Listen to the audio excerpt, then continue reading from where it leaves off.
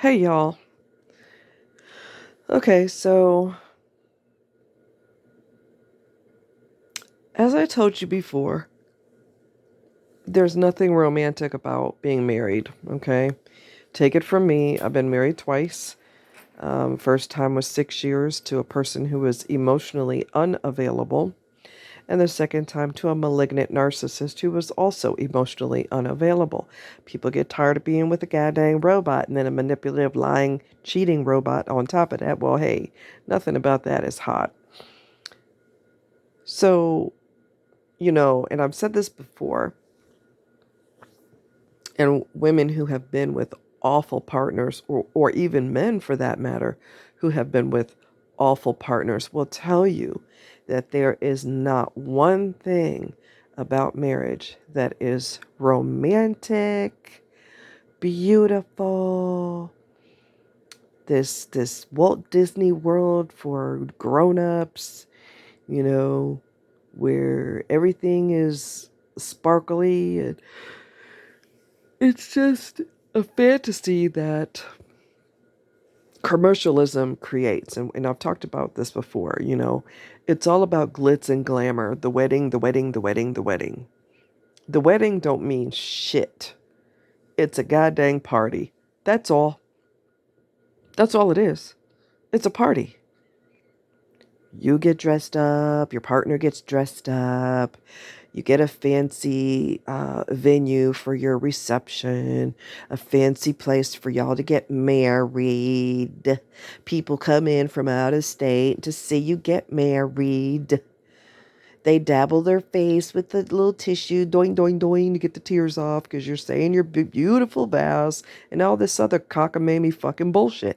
If you are with the wrong goddamn person, there ain't nothing, nothing, nothing, nothing beautiful about it. You are in prison when you marry the wrong person. You're locked up. You're incarcerated. Maybe if you're nice, they'll let you out of your cell for free time for about an hour. Some prisons let you take a shower once a week, twice a week. Okay, that's pretty cool, right? You are locked up when you're with the wrong person.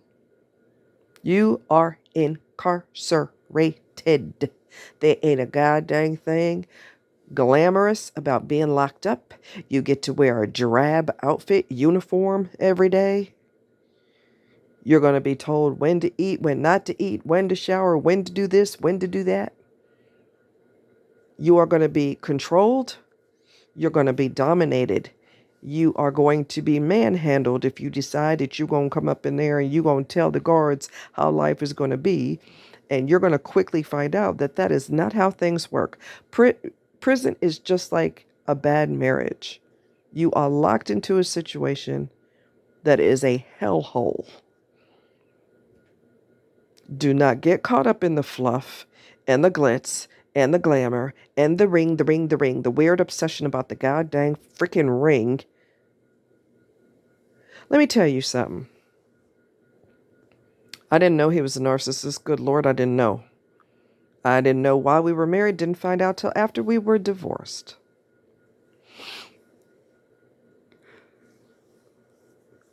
So we went to go try rings on. Well, ring for him, because obviously, yeah, he had to be sized or something because his finger was kind of, weird. Anyway, so it's me and the girl in there and him. We were the only people in the store. All of a sudden, out of nowhere, he cops an attitude and storms out of the store.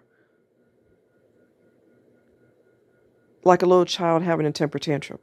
I don't even know what triggered that. The girl saleswoman looked at me like, okay. And I'm looking at her with the same thing, like, okay. I said, can you excuse me for a minute? She said, sure. Went outside the front of the store and I said, "What in the hell is wrong with you?"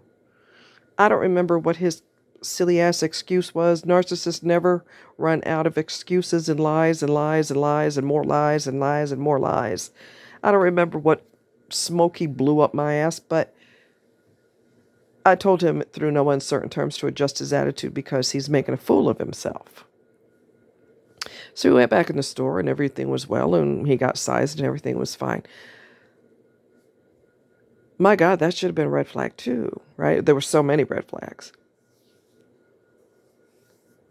Remember I told you that when you get to know somebody, you're on your first date or you're early in the relationship, okay? If they give you a sob story or they give you negativity right out the gate, that is a red flag. And did he do that? Yes, he did. Told me about his best friend, how his best friend got killed. He had a premonition that he was going to die. He went downtown or down to Florida or wherever the hell he went to see his brother, but him and his brother never got along. But he had a premonition that he wasn't going to make it. Excuse me.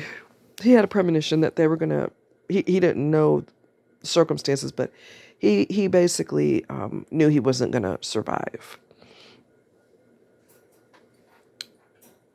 And so he was tying up loose ends before he went down there and telling everybody he loves them and hugging them and stuff and telling his wife to get the paperwork in order for insurance and whatever, life insurance, whatever it is, get your paperwork in order. And she's like, "What are you talking about? You're just going to see your brother. You'll be back." Anyway, and come to find out, he did have a physical fight with his brother. His brother hit him in the head with a, those ashtrays that, there's old school ashtrays. They're tall and they're usually like, they're on a stand and there's the glass ashtray in it or whatever. I don't know if it's attached to it or what. But anyway, his brother hit him in the head with that. Well, then he got flown to Pennsylvania after that and he was doing not so good. Then he was doing well. And then he started having a spontaneous bleed in his brain and he didn't survive. So he basically had a feeling, which was true, that he wasn't going to survive. He wasn't going to make it. Anyways, that is not appropriate to tell somebody when you first start dating them. That is not appropriate.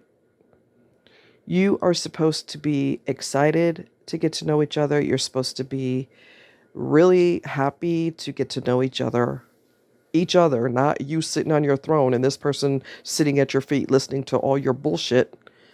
Okay? You want to put your best foot forward and you want to be happy and you want to be positive and you want to be excited. I mean, you don't have to be giggling like a loon, but you want to have a good time. It's supposed to be fun. It's not supposed to be dark, gloomy, and let me tell you about this person that knew they were going to die. That's not appropriate. But for a narcissist, that is very appropriate because I need to test your empathy levels. I need to see if you are the type of person who has empathy and if you have a long wick, meaning you can tolerate a whole bunch of shit. So I'm testing you to see where your heart is at. Because if you're an icy cold person, I probably don't want to pursue this. But if you have empathy and kindness and, you respond appropriately. "Oh, I'm so sorry to hear about that. That's not good. How long have you guys been friends?" Bingo. Gotcha. You've been sucker tested. Okay. It's a red flag, somebody being that dark and gloomy when you're first getting to know them. But there's a purpose for it. I am testing you. If I'm a narcissist, I'm testing you for your empathy or lack thereof. Okay? Now, in retrospect, way later, many years later, I realized that that's what was happening. Did not know it at the time. Something else that's a red flag, and it popped in my head earlier this evening. If someone asked you if you where you live, if you buy or rent, that is none of their business. That is none of their business. That is inappropriate too, because y'all are not making a life together. Y'all are not about to be engaged or married. What difference does it make who rents, who bought, who this or that? That is appropriate for narcissists or other scammers, which narcissists are basically romance scammers. You just get to see them in real life. They're no different from a romance scammer that's calling you from Nigeria, pretending that they are in the military and they're doing a peace mission in some foreign country and they'll be back in 6 months and I want to get to know you and all this other. Narcissists are romance scammers. You just get to meet them in person. Okay, people that you're involved with in person. Um, but do you buy or rent? That's not anybody's business. But unless you are engaged or you're about to be married or something, or you discussed your future, you discussed possible relocation or whatever the story is. When you have a future planned, not when you first start talking to someone, because that is not their business. They are trying to find out where your finances are. Can you afford to buy? Or do you just rent? What do your finances look like?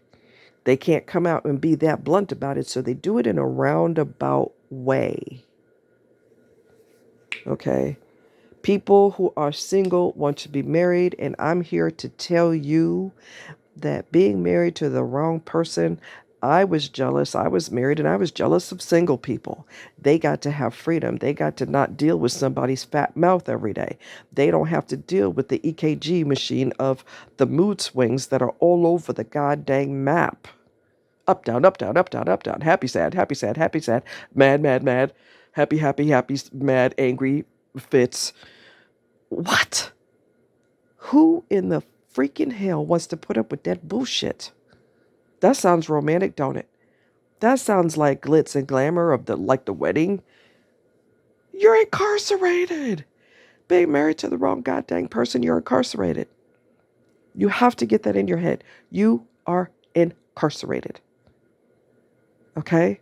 I told you guys of a story. It happened. Jules talked about it on her channel, Joules. She said that she found out about a couple. They were newlyweds. They had got married. I talked about this before. They got married, and the night that they got married, they were at the hotel and they were ordering room service. And the wife ordered waffles instead of pancakes. And he threw a fit. Her brand new husband threw her across the room because she ordered the wrong thing. I guess he got something personal against waffles or something. I don't know. He didn't turn into anything. He actually revealed who he really is. He didn't turn into a monster. He was always a monster. He just kept it hidden until he got the ring on the finger and the I do's said, now that I got your ass locked in, I'm going to show you all my ass and I'm going to be all kinds of ignorant all up and down. No, baby, no, baby, no, baby, no, baby, because there will be an annulment so fast that the ink on the marriage license won't even have time to dry. You understand me? Okay? So, yeah, I was jealous of single people because they didn't have to deal with, in my mind, they don't have to deal with what I have to deal with. There were times when we were physically intimate, where I felt like a married whore, and I've told you this before. He was no more connected to me than the man on the moon. Anybody could put part of their body on you, on that part of your body, and doing, doing, doing, and go through the motions. If there's no emotions involved and there's no real love there, you're going to feel that. You're going to feel that. And it's going to feel empty, and you're going to feel like you have been used. You're going to feel like you're some hoe he picked up at a bar or standing on a street corner. Do you honestly think a wedding ring and vows make you feel like less of a married whore? It don't. It feels worse. because this person pretended that they loved you and they pretended that you were everything to them and they kissed you passionately in front of your people and whatnot. And it was all an act. It was all an act. Narcissists hate intimacy. Physical intimacy, they will tolerate it because it's a means to an end. I will use your body to get my cookies off, but the real reason I want to have sex with you if I'm a narcissist is because I use that as a tool to scramble your brain, to get you to fall for me so that I can play you like a fiddle. It is a tool. Sex is a tool. It isn't making love unless the person loves you. Narcissists do not have the capability to love anybody besides themselves. They love themselves. They don't love anyone else. They're dead inside. Dead. Dead person walking. Don't ever be jealous of someone's situation. Don't ever be jealous if someone's married and you're not, because you have no goddamn freaking clue what they go through behind closed doors. You have no clue. You have no clue. And if they're in denial, they may not have a clue either. And they're in the marriage. And they still may not have a clue. Because they don't want to admit to themselves that this whole thing is a sham. This whole thing is a lie. It's a one-way deal where you loved that person and that person enjoyed being loved, but they couldn't love you back. We throw the words making love around a little too haphazardly. Okay? It's not making love unless the person loves you. Period. Period. I went on the road with him. Do you know how many fights we had on the road for stupid shit? Stupid petty arguments. In my previous video, I talked about how they always search for things to argue about, search for things to fight about. They're not happy unless they are miserable as hell. Let me repeat that. Narcissists are not happy unless they're miserable as hell. Peace and tranquility and calmness and zen, oh, that just makes them want to puke. They can't stand that. They don't like having sex with you. It's not making love unless they love you, and they don't have the ability to love you. Okay, so they're just screwing you. I'm just going to keep it real with you. We adults up in here. They're screwing you. They're using your body to masturbate with. They don't love you. They don't care about you. They have nerve endings down there, so they do feel something. It doesn't feel like torture, like they're being branded with a hot iron, but it isn't their favorite thing to do, but it is their favorite thing to manipulate a person through screwing you, through doing you. It's a manipulation tactic. One of the many. So, I don't know. The fluff and the glitz and the glamour and the magic and the glitter in the air and the scent of love in the air, it's all bullshit. Tuxedos, gowns, it's all bullshit. I'm going to tell you something else. I had a beautiful gown. When I got married the second time, I got a beautiful gown. I had bought 2 gowns because I'm silly. I bought one from David's Bridal. They have this great sale every year. It wasn't good quality material. It was scratchy. It was lacy, but it was scratchy. Now you see why it was on sale. And I found another gown that I absolutely fell head over heels in love with, and I'd already purchased the first one. Well, the second one was in a secondhand store, but it was my favorite gown. It was a pastel pink. It's a baby pink, and it was like a Cinderella gown. When everything fell apart, and I realized that my entire marriage was based on a lie, I wanted nothing to do with that gown, and I left it at a friend's house. He came to visit me one time, and I said, "Can you take this? I don't have room for it, and frankly, I don't even want it in my presence." He said, "I could take it. That's fine. That's no problem." So he kept it at his house. Well, he has since passed away, so I don't even know where that gown went, and frankly, I don't give a shit. I have more feelings for the gown than the wedding and the marriage, because he was a horrible, manipulative, cheating, lying bastard. So I know the gown and the bouquet. I don't have the bouquet either. I believe I gave the bouquet to my friend as well. Can you hold on to this too? Because I don't want that as a reminder. He said, "Oh, yeah, that's cool." And so when he died, basically my gown and my bouquet, who only knows where they went? And frankly, I don't give a shit. Because it all represented the Cinderella land and, all this fluffy commercial brainwash, and it was nothing like how it should have been. It should have been mutual love and it should have been mutual respect. There shouldn't have been lying, manipulating, cheating, but that's exactly what you're signing up for when you get with a narc. I didn't know he was a narc, like I said. I learned a lot after I got rid of him. So there goes that. Oh, the gown. Oh my God, the ring, the gown, the ring, the gown. I could give a shit less. I'll never see that gown again, and I'm okay with that. I'm okay with that. Like I said, it represented a lie. The ring represented a lie. The bouquet that I made myself, they made part of it, and I actually added to it to make it bigger and add more colors to it. It represented a lie. Commercialism is how people make a lot of money. We're going to take advantage of your emotions. We're going to take advantage of the fact that you're in love and you're willing to spend whatever to, display your love in this lavish wedding. Really?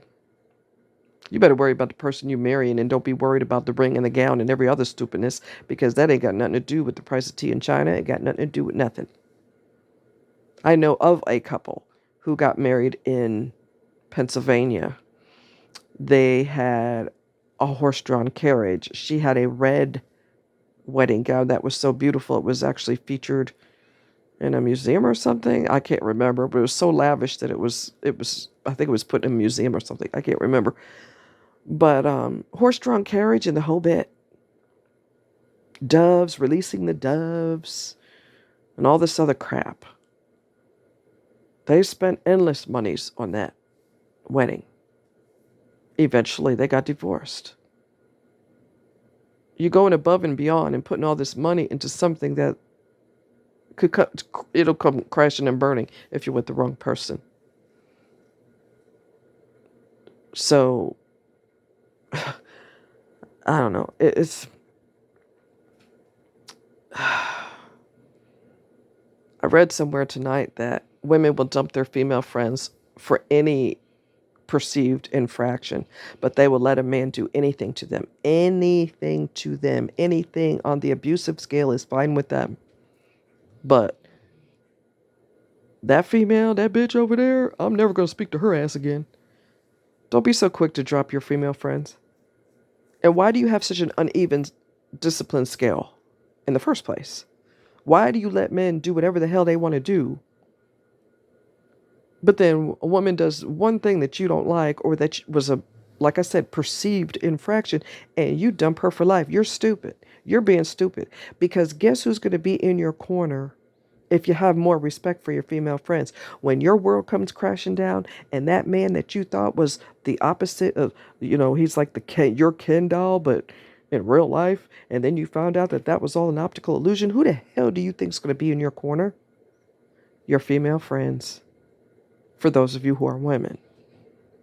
Okay, men don't like to talk about that kind of thing. He may have a best friend that he talks to about his marriage falling apart or whatever the case may be. Stop being so judgmental of other women if you're a woman. She's going to be your rock if things fall apart. He's not going to talk you through it because he's like, "Saya freaking I'm out." He's going to be chasing after somebody else. Men don't stay celibate for very long, okay? They don't. They got to poke somebody. Even if they hate women, they still got to poke some damn body.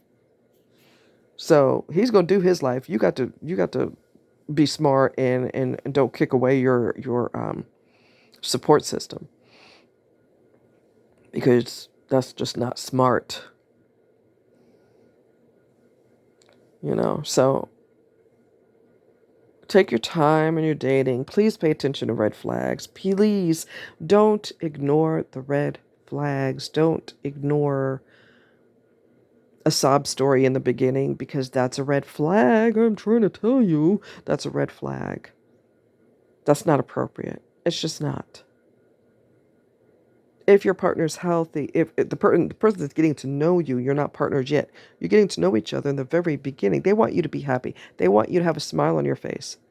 They want you, when you walk away from the date, they want you so intrigued by them if they're healthy, not a poisonous snake. Okay? If they're a healthy person, they want you to walk away with a smile on your face. They want you to be excited for a second date. They don't want you walking away with tears in your eyes because that person done told you a sob story, made you feel like crap. Oh, that person's best friend got killed. That's terrible. Ain't nobody trying to hear that. A healthy person wants you to walk away with a smile on your face. They want you to be happy. They want you to be excited. They want you to look forward to seeing them again. They want you to crave them when you're not in their presence. That's what the hell they want. Okay? Pay attention to red flags. Pay attention to how your body feels when you're with this person. Pay attention, pay attention, pay attention. Do not be a collector of red flags. I love you guys. Take care.